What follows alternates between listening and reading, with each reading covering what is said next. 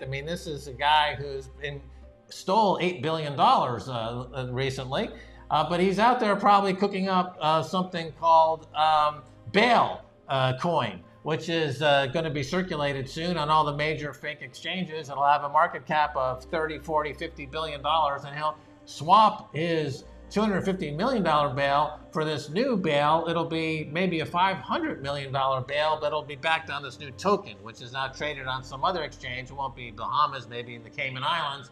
And then he'll use that to finance his next adventure, which will be Alameda 2.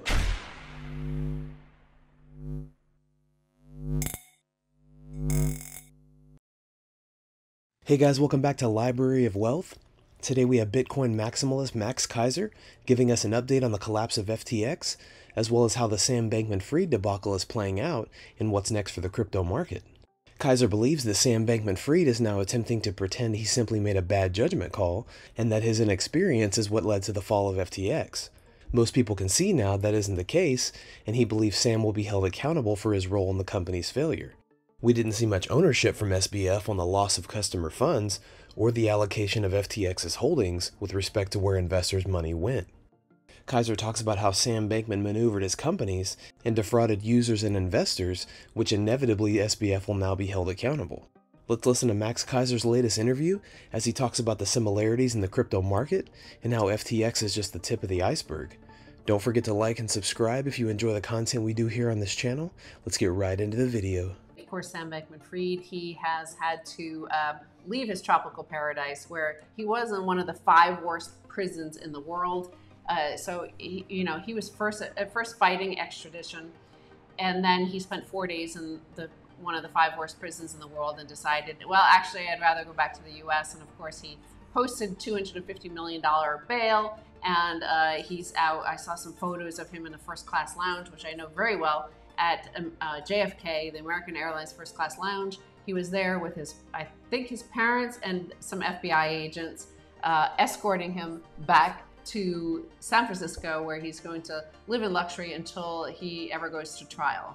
Right, well, it's a video game. So those days and nights in the prison in Bahamas was equivalent to when you open a bad door in a video game and you have a penalty, or Chutes and Ladders. You know, it's a great game we used to play as kids. You have a ladder, you go up, and then you hit a chute and you fall down. So this is just part of the video game. He had a 4 or 5 night experience in the simulated prison environment. It was all put together for him as part of his game operators.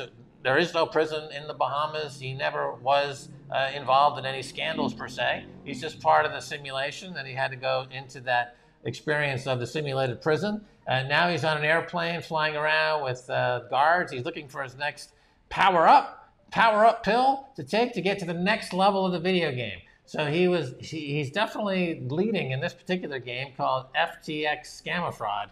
And he's definitely the most winningest player. His girlfriend, Caroline, is in New York. She's trying to play the game as well. Apparently, she's copped to charge and to save on some simulated jail time.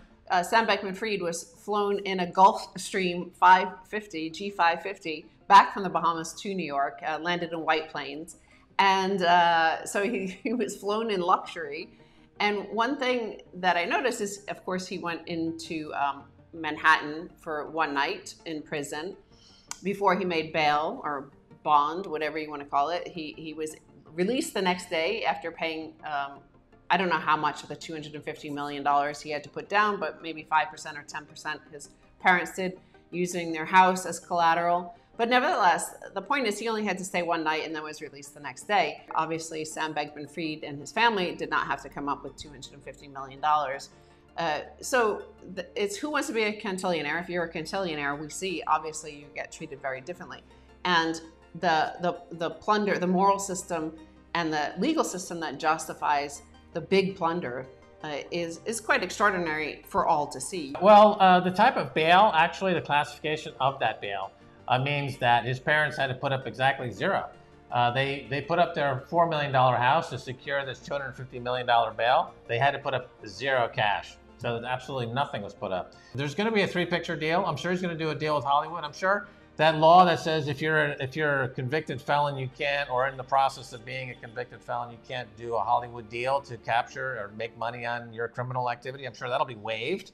I'm sure he'll be starring in a 3-picture deal for Paramount Streaming, starring Sam Bankman-Fried, reenacting all the key moments in his journey, his incredible epic journey through the simulated jail in the Bahamas, through the Gulfstream jet, through Rikers Island. I mean, what a freaking story. What a great TV show this will be.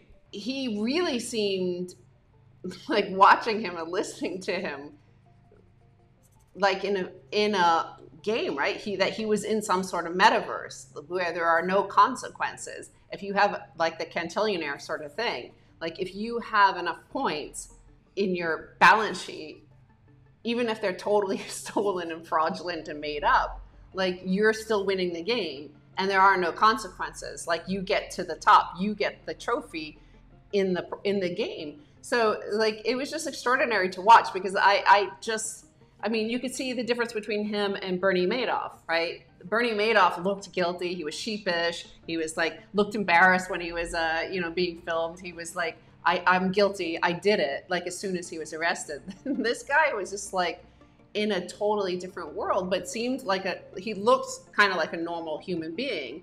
I thought was very interesting is that once the bail was announced, that FTT, which is the fake token of FTX, went up. It's a huge rally. I mean, this is a guy who's stole $8 billion recently, but he's out there probably cooking up something called bail coin, which is going to be circulated soon on all the major fake exchanges. It'll have a market cap of 30, 40, 50 billion dollars, and he'll swap his $250 million bail for this new bail. It'll be maybe a $500 million bail, but it'll be backed on this new token, which is now traded on some other exchange. It won't be Bahamas, maybe in the Cayman Islands. And then he'll use that to finance his next adventure, which will be Alameda 2, a new hedge fund. And Caroline will be able to run it from her country club prison, wherever she's living. I mean, this is going to be a great move up for this chick. The unwinding we're starting to see is eerily similar to the banking collapse in 2008. The extraordinary amount of fraud that was involved with FTX has still not been fully unraveled, but it's clear now that many warning signs were overlooked. Mainstream media headlines are creating like totally metaverse realities, right? They create fictional realities of how good Sam Bankman-Fried is, how he was a charitable guy that it went horribly wrong for. He was just trying to find a way to give some charity to people, help some, effective altruism. That metaverse game is over and we're back to the real world, right?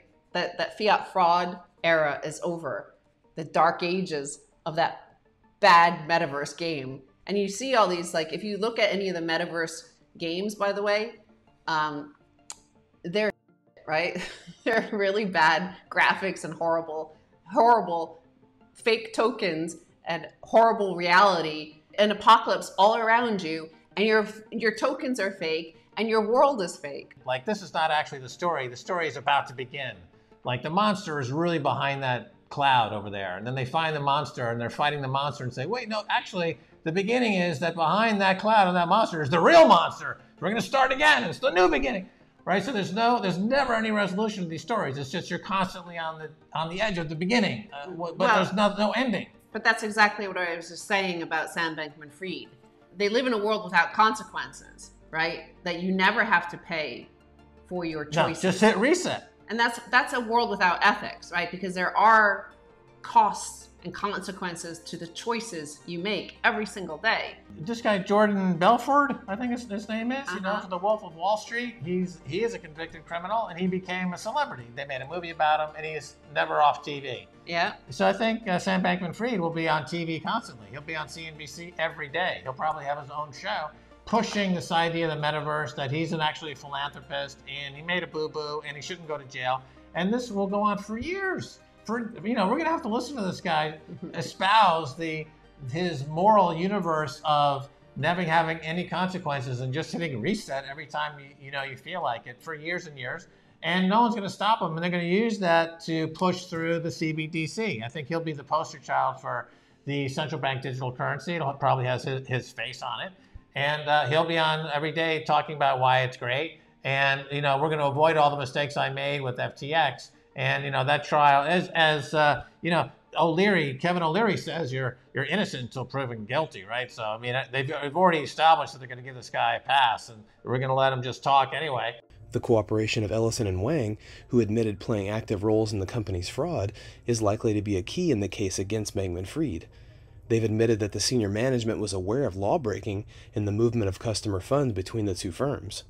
Bankman-Fried was arrested last week in the Bahamas after the feds announced charges against him in connection with a massive years-long fraud that propped up investors on a house of cards built on a foundation of deception. What do you guys think of Max Keiser's latest interview on Bitcoin, as well as the FTX collapse, and what's next for Sam Bankman-Fried? Comment down below. Thanks so much for watching. Don't forget to like and subscribe. This is Library of Wealth. We'll see you in the next video.